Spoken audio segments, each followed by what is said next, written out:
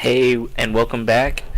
This is Warcraft Logs 201, Mythic Hellfire Assault, the first part of a 13-part series of Warcraft Logs analysis tutorials and how to look into Warcraft Logs at the Mythic level to check for your mistakes, what may be hindering you from progression, or what may be hindering you from getting those ranks that you want so badly. So if you haven't checked it out, check out Warcraft Logs 101, which will familiarize yourself with the Warcraft Logs website itself, give you some tips and pointers. For this specific video, we assume that you're going to have a basic understanding of the mechanics of Hellfire Assault Mythic, and the strategies that will be going in and the numbers we're looking at assumes that you're using the split strategy, i.e. half the raid on one side of the encounter and half the raid on the other side of the encounter. The number of healers for this encounter, can be as small as one healer for each side, but we're going to go in and assume that you have at least one healer on each side and that you're using the two half strategy. Now, as we get in here, the easiest way to look at any problems during your progression is to go straight to the Problems tab. Okay, so once again, as covered in Warcraft Logs 101, we see potion use, so who pre-potted, who didn't second pot, and if anyone died due to lack of healing, did they use a healing tonic. Okay.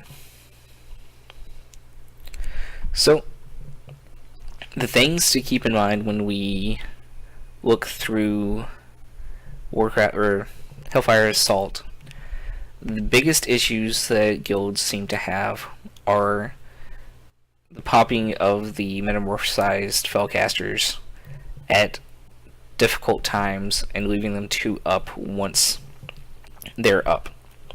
Now, going under that assumption, we're going to go over to the Analyze tab and look at the damage taken. Okay. Now, we're not looking at the damage taken necessarily by our players, but we're going to be looking at the damage taken by the enemies, specifically the, if I can get to it, the Gore-bound Felcaster.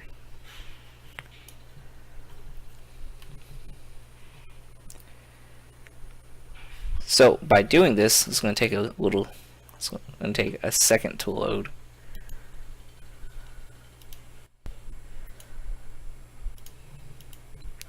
We can see a general breakdown of where the damage is coming from to the Felcaster. Okay. Now, this may be a little bit more helpful if you think someone's not going to do a lot of damage towards it. So let's take me. As a elemental shaman, it's very hard for me to burst on a target. So you can see specifically that my Earthquake and my Chain Lightning is hitting it, and I am getting off some lava bursts, so I am hard casting on them, but I don't nearly have the bursts of some other players. So let's take it over to a different perspective. We can go damage done. Once again, by friendlies to just the Gore-bound Felcaster. This is a little bit easier way to read it. I don't know why I went the other way first, but in general, we can see that for our group, our Destro Warlock was doing by far the most damage and casting on them, followed by our Fury Warrior, and then our Boomkin.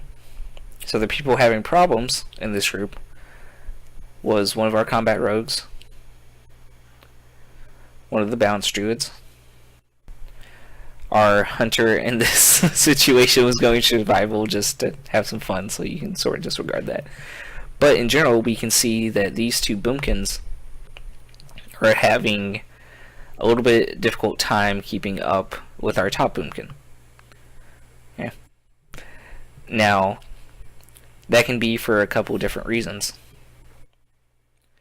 But in general, we can see that Sora is switching to his targets because we can see that there's not that much difference between, well, Funky Dew's eye level is a little bit different, but between Balls and Sora, their item levels are almost the same, but the active time up on those targets is roughly the same. So one's just dotting and going on, and then maybe one's hard casting more. So we can go in specifically and see that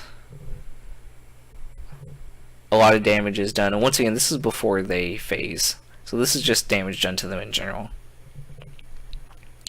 We can see that Sora is much better about putting his dots on sooner rather than later, and Balls is waiting to hard cast on them. And we see only 3 hard cast on them with Balls versus the 9 cast by Sora. So once again, in an overall general picture, you want to go in and see who's doing damage when to these things. Yeah. Another issue that people have, besides popping the Fellcasters at the wrong times, is the mini bosses that come up. So again, you can go through and see who's doing damage to them when. From a tanking perspective, if you're having problems from the tanking ads, you can go in and do a buff search, because the stacking debuff that the tanks get. So you can go into debuffs, let's take one of our tanks. So Slam is the debuff that makes it higher, so we can see approximately when during the fight he's taking those debuffs. So you can see pretty much a lot of the time. And we can go in through buffs for him and check to see when he has his defensives up. So once again, we see Shield Righteous uptime pretty much within those same parameters of the other timeline. Okay. Hellfire Assault, it's a pretty simple fight to get through. Once again, it's a lot of live calling. It's a lot of realizing when to push versus when not to push. But overall, I don't think mini guilds have that many problems with it. One last thing that we can look at really quick is from the healing perspective. Okay. So, really quick, we're going to look at a general overview of the damage taken by the raid as a whole. Okay. But we're only going to look from the Gorebound Fellcaster's point of view. So once again, we can see that the Incinerate, and this is the raid-wide the raid-wide Incinerate. So we can see that when when they pop into their metamorphosized form, there is still going to be a couple casts that they're going to be able to get off. Now, that's going to be somewhat unavoidable, so you want to see how the healers handle that extra high damage. So we see around 140, there's a lot of damage, and we're going to just look there at the end to around 705. So 140 and 705. So we're going to jump over to the healing tab and see that around 140 the healing spikes to around 200k. And then just going back really quick, we can see that the damage coming out was about 200k. So we're good for that. Healers were able to keep up, no problem. Now for this last spike, about 400k, we can see that healing went up to about 400k. So healers had no problems keeping up with the spikes in the data. So if you see a giant discrepancy, that means that you should probably save a cooldown or have a cooldown ready for whenever that damage came out. But once again, Hellfire Assault, simple fight, not too much to worry about, but from the logs perspective, it's pretty much easily understood. As long as you have people who are meant to do single target damage, do their single target damage to the Felcasters.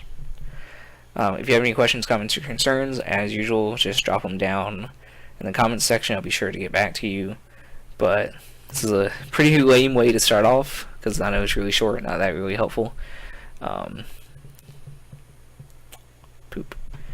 Did forget one other thing, and I'll go ahead and do it. Once again, the quality of the videos won't be 100%. I'm trying to get through a lot of them pretty fast to be the most helpful. So sometimes I will skip over stuff and come back. The one thing that we forgot to talk about was the stun, and you can check to see when who's dispelling who and who didn't get dispelled at all. So one of the healers couldn't dispel Raven for whatever reason, and if you go in and see that someone had a dispel up at that time and didn't dispel Raven, you can, or dispel whoever, you can go in and see, hey, you had a, why didn't you dispel during this phase? Why is it taking you so long to dispel? Okay, now that really does conclude this section. See you back for 202 Mythic Hellfire, or Mythic Iron Reaver, which we will be able to get into a little bit more depth than this, but that's it for now. I'm gonna be right back here in a few. Thanks for watching.